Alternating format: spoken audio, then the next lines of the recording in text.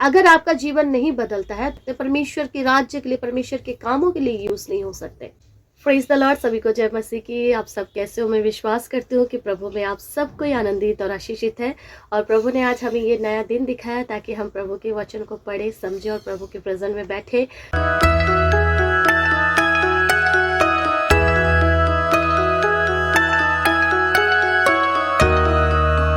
आइए एक छोटी सी प्रे करते हैं, प्रार्थना करते हैं ताकि प्रभु की प्रेजेंट उपस्थिति इस जगह पर हो।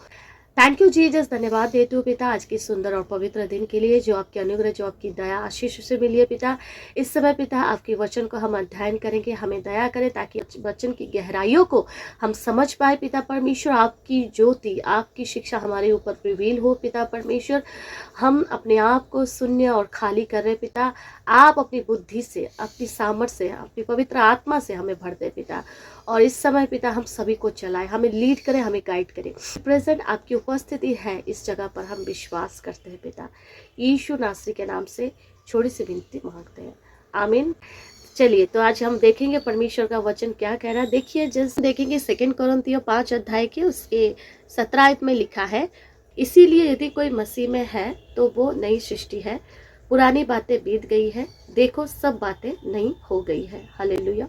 अगर कोई मसीह में है तो वो नई सृष्टि हो गई है और पुरातन बातें बीत गई है, देखो सब बातें नई हो गई है। मतलब जब कोई इंसान, कोई व्यक्ति मसीह में आता है, मसीह को ग्रहण करता है, अपने उद्धारकर्ता रूप से उन्हें ग्रहण करता है, उन पर विश्वास करता है, पूरी तरह से अपने आप को सरेंडर करता है, पुरातन बातों को छोड़ देता है।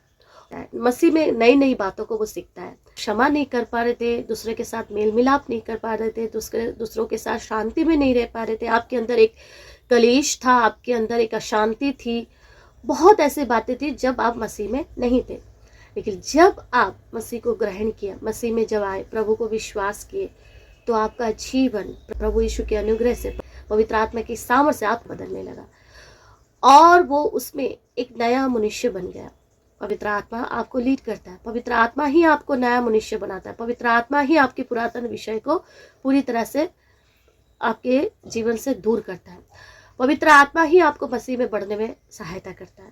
विश्वासी ये जानना है, जब हम प्रभु में आ गए हैं तो अब हमारे अंदर वो ओल्ड कोई भी बातें दिखाई ना दे, क्योंकि लोग हमारे द्वारा परमेश्वर को जानेंगे। परमेश्वर की इमेज रिफ्लेक्स होना चाहिए, परमेश्वर को दिखना चाहिए, हमारे जीवन ऐसा एक शुद्ध और पवित्र होना चाहिए। अगर आपका जीवन नहीं बदलता है तो आप दूसरों का जीवन भी नहीं बदल सकते, दूसरों के लिए प्रार्थना नहीं कर सकते, दूसरों को सुसमाचार नहीं सुना सकते, परमेश्वर के राज्य के लिए, परमेश्वर के कामों के लिए यूज नहीं हो सकते। आप जब पुरातन विषय को छोड़ते हैं तब आपके अंदर नए नए विषय दिखाई देती है।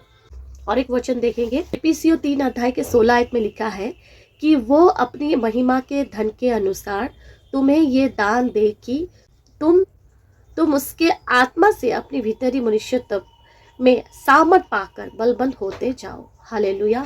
आपके अंदर भी एक मनुष्य है, आप एक कैरेक्टर है, उसे आप बदल सकते हो, उस हर एक कमजोरियों को अपने सामर्थ बना सकते हो। वो कैसे संभव होगा? जब परमेश्वर के आत्मा आपके ऊपर आएगा। परमेश्वर की आत्मा के द्वारा आप सामर्थ पाके इनर मैन को चेंज कर सकते हैं। और शैतान चाहता है कि हम उस पुरातन बातों को ही पकड़ के रखें, उस पुरातन बातों को ही सोचें, ताकि हम मसीह में बढ़ ना पाए। लेकिन परमेश्वर का वचन ये कहता है कि जो मसीह में आया है वो पुरातन बातें बीत गई है। पर प्रभु खुद कह रहे कि पुरातन बातों को छोड़ दो, क्योंकि अब मसीह में एक नया जीवन आपको मिला है, नया ब्लेसिंग मिला है, छुटकारा मिला है, आनंद मिला है, शांति मिला है, रिजॉइस मिला है, विक्टोरी मिली है। हालेलुया। वचन के द्वारा बहुत कुछ समझ पाए, मैं विश्वास करती हूँ। छोटी सी मैसेज है, लेकिन ये आपके आत्मिक जीवन को बदल सकता है, आपको बदल सकता है। मसीह में हम आ गए हैं तो अच्छी बातों को सोचें, अच्छी बातों के जड़ पकड़ते रहें और मसीह में विश्वास में बढ़ते जाएं। हालेलुया। परमेश्वर के राज्य के लिए, परमेश्वर के भवन के लिए, परमेश्वर के भंडार के लिए, परमेश्वर के लिए कुछ करना चाहते हैं तो आप इस क्यूर में स्कैन कर सकते हो, जिसके द्वारा हम आपके दान को, आपके टाइट को हम रिसीव करेंगे और ये परमेश्वर के भवन के लिए, परमेश्वर के राज्य के लिए लगाएंगे, ताकि परमेश्वर आपके भंडारों को आशीष करे। जब हम प्रभु को भेंट देते हैं तो हम अपने आशीषों का द्वार को खोलते हैं।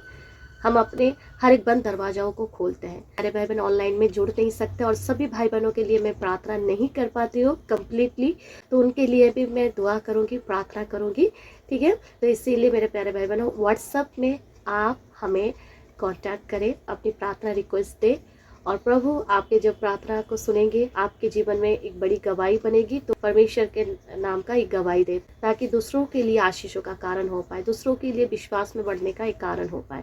8:30 बजे लाइव वीडियो में जैसे जुड़ते हैं आप लोग वैसे जुड़िए। हालेलुया। तो मैं आप लोगों से मिलूंगी फिर से एक नेक्स्ट वीडियो में। तब तक के लिए प्रेज द लॉर्ड। सभी को जय मसीह की। God bless you all.